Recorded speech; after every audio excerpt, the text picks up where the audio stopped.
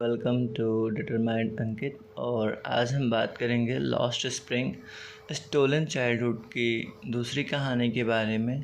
पहली कहानी जहाँ से ख़त्म होती है, दूसरी कहानी बिल्कुल वहीं से शुरू होती है। पहली कहानी में साहेब जो अब अपना मालिक नहीं रहता, तो दूसरी कहानी जोर देती है मुकेश के खुद के मालिक बनने पर। स्टार्टिंग लाइन है, मैं एक कार चलाना चाहता हूँ। दोस्तों, मुकेश जोर देकर कहता है उसे खुद का मालिक बनना है।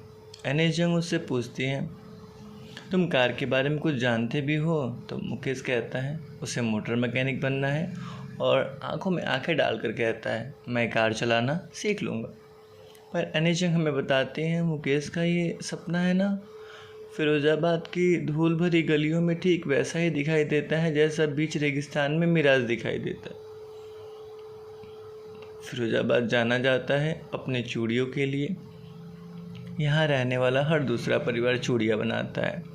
यह चूड़ी उद्योग का मुख्य केंद्र है भारत का, फिरोज़ाबाद। दोस्तों, यहाँ के परिवारों ने पीढ़ियाँ बिता दी है भट्टियों के आसपास काम करते, कांच को जोड़ते जोड़ते चूड़ियाँ बनाते, और उन औरतों के लिए जो इस धरती पर रहती हैं। कहने का अर्थ ये है कि पूरे भारत के लिए लगभग सारी चूड़ियाँ फिरोज़ाबाद में ही बनती हैं। और उन चूड़ी बनाने वाले परिवारों में मुकेश का भी परिवार है। फिरोज़ाबाद में रहने वाला मज़दूरों का यह परिवार बिल्कुल नहीं जानता कि मुकेश और उसके उम्र के बच्चों के लिए ऐसी जगह पर काम करना बिल्कुल गैर कानूनी है, जहाँ भट्टी में तापमान बहुत अधिक रहता है, कमरे छोटे हैं, ना हवा आती है न प्रकाश। और अगर कानून को लागू किया जाए ना, तो मुकेश और उसके जैसे 20,000 बच्चों को उस गर्म भट्टी से, उस नरक से बाहर निकाला जा सकता है, जहाँ वे पूरे दिन काम करते हैं और अंततः अपने आँखों की रोशनी भी खो देते हैं। अब सीन चेंज होता है और मुकेश एनिस जंग को अपने साथ अपने घर लेकर जाता है। और एनिस जंग कहती हैं, जब मुकेश मुझे अपने घर लेकर जा रहा था ना, उसकी आंखों में एक चमक थी। वह बड़े गर्व से बता रहा था, मेरे घर की अभी मरम्मत हुई है। हम उस रास्ते पर चल रहे थे जिन सड़कों की नालियाँ कचड़ों से बंद हो गई थी। पूरा सड़क ही कचड़े से बना था, और ऐसे घरों से गुजर रहे थे जो जर्जर थे। दरवाजे पूरी तरीके से डमाडोल थे, और खिड़कियाँ तो थे ही नहीं। मानो प्राचीन ज़माने में जैसे इंसान और जानवर एक साथ रहा करते थे ना, पूरा रहन सहन बिल्कुल वैसा ही था। मुकेश ऐसे ही घर के सामने रुकता है, अपने दांत से धड़ाम से मारकर दरवाजे को हाथ से धक्का देकर खोल देता है।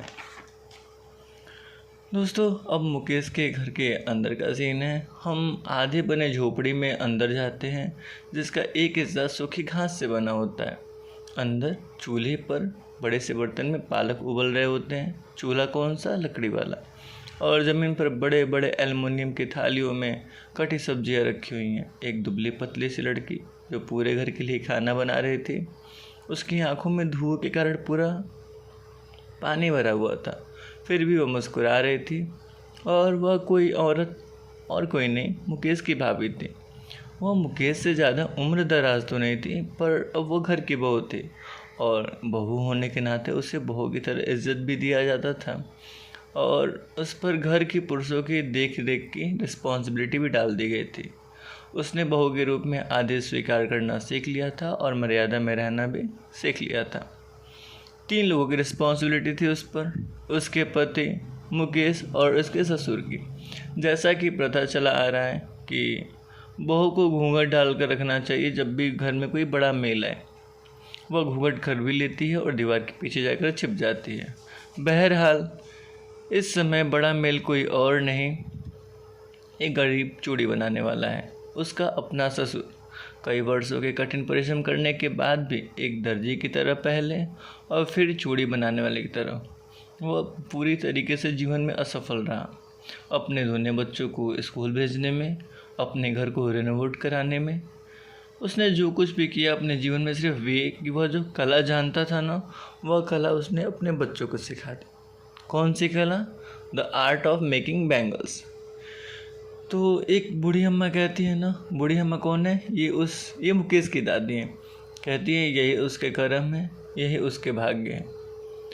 जिन्होंने खुद अपने हस्बैंड को, मुकेश की दादी ने अपने हस्बैंड को चूड़ी पॉलिश करते करते और उसके धूल की वजह से अंधा होते हुए देखा है। वह जोर देते हुए कहती है, क्या भगवान का लिखा बदला जा सकता है? चूड़ी बनाने वाली जाति में जन्म लिया है, पूरा जीवन सिर्फ चूड़ी ही देखा है। घर में चूड़ी, आंगन में चूड़ी, हर दूसरे घर में चूड़ी, हर दूसरे घर के आंगन में चूड़ी, फिरोजाबाद की हर गली में चूड़ी, चूड़ियों का गट्ठर ही तो देखा है। चूड़ियाँ जो रंगों से भरी हैं, सुनहरे रंग की, हरे रंग की, नीली रंग की, गुलाबी रंग की, बैगनी, इंद्रधनुष में जितने कलर होते हैं ना, सारे कलर की चूड़ियाँ देखी हैं।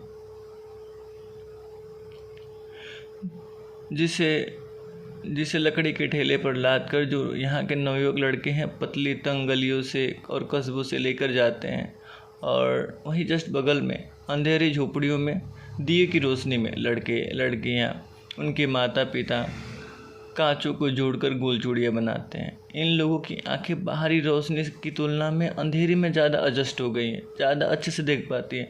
धूप इनकी आंखों को चुभती है और यही कारण है यहाँ के बच्चे बड़े होने से पहले ही अपनी आंखें खो देते हैं। दोस्तों, अब ऑथर बात करती हैं एक लड़की सविता की, जिसने पुराने गुलाबी रंग के कपड़े पहन रखे हैं, एक बूढ़ी औरत के बगल में बैठी हुई है। सविता चूड़ियों को ऐसे मनमाने ढंग से जोड़ रही है मानो कोई मशीन हो। वो ध्यान भी नहीं दे रही है। मुझे बहुत आश्चर्य है कि अगर वो जानती है कि इन चूड़ियों की महत्वता क्या है, पवित्रता क्या है जिसे वो बना रही है, क्योंकि चूड़ियाँ चिन्ह होती हैं भारतीय महिला के सुहाग की, शादी की, पवित्रता की। आपको अच्छे से पता है भारतीय समाज में चूड़ियाँ कितनी इम्पोर्टेंट है। उसे यह बात तब समझ में आएगी जब अचानक से उसके सिर पर घूंघट डाल दिया जाएगा, हाथों में मेहंदी और चूड़ी डाल दी जाएगी, और एक दिन जब वो दुल्हन बन जाएगी, मतलब उसकी शादी कर दी जाएगी, बिल्कुल उसी उम्रदराज औरत की तरह जो उसके बगल में बैठी हुई है, जिसकी शादी तो बहुत पहले सालों हो चुकी है। उस बुढ़िया के हाथ में चूड़ी तो है पर आंखों में कोई खुशी और रोशनी नहीं है। वह नीरस आवाज़ में कहती है, एक वक्त शेर भर खाना भी नहीं खाया। वो कहती है ना कि कभी जीवन में भरपेट खाना नहीं खाया, इस बात को वो रिपीट करती है। मतलब इस औरत ने पूरे जीवन में कभी एक भरपेट भोजन नहीं खाया। उसका पति, जिसकी दाढ़ी बहुत बढ़ गई है, पूरे चेहरे पर फैल गई है, वह कहता है, बहुत प्राउडली कहता है, मैं कुछ नहीं जानता सिवाय चूड़ियों के। जो कुछ भी मैं जीवन में कर पाया वह यह कि अपने परिवार के लिए घर बना दिया। और दोस्तों, उसने ये बात कुछ इस तरीके से कही ना कि उसने कुछ ऐसा प्राप्त कर लिया जो बहुत सारे लोग प्राप्त नहीं कर पाते हैं। जाहिर सी बात है उसके पास अपना एक घर है। फिरोजाबाद के हर घर से सिर्फ एक ही रोना रोआ जाता है कि रुपए नहीं है कि चूड़ियों के अलावा कोई और काम कर सकें।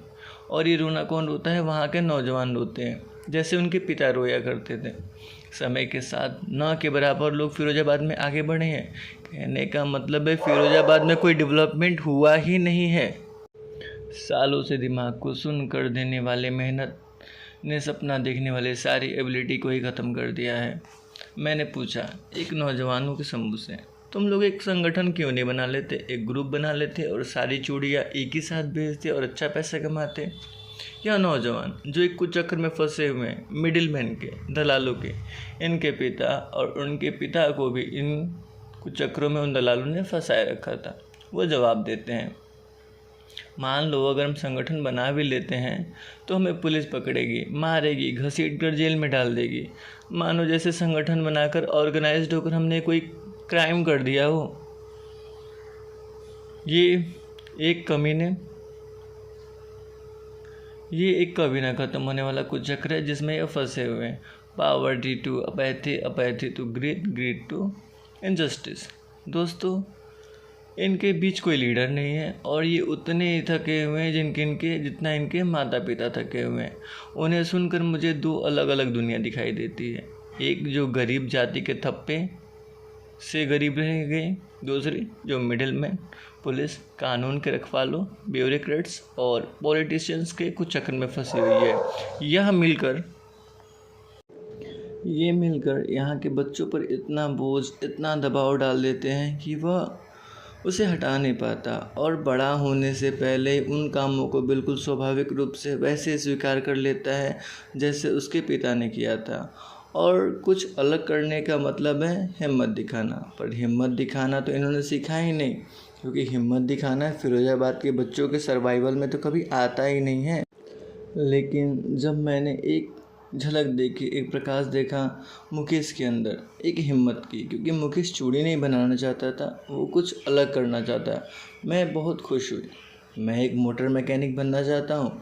मुकेश फिर जोर देकर कहता है मैं गैराज जाऊँगा और सीख लूँगा। लेकिन फिर मैंने कहा पर गैराज तो तुम्हारे घर से बहुत दूर है। वो जोर देकर कहता है कोई बात नहीं, मैं पैदल चलकर चला जाऊँगा। क्या तुम प्लेन उड़ाने का भी सपना देखते हो? अचानक मुकेश शांत हो जाता है। वह ज़मीन की तरफ देखता है। पहली बार मुकेश ने आंखें चुराई थी और वो भी शर्मिंदा नहीं हुआ था, बस उसे रिग्रेट था।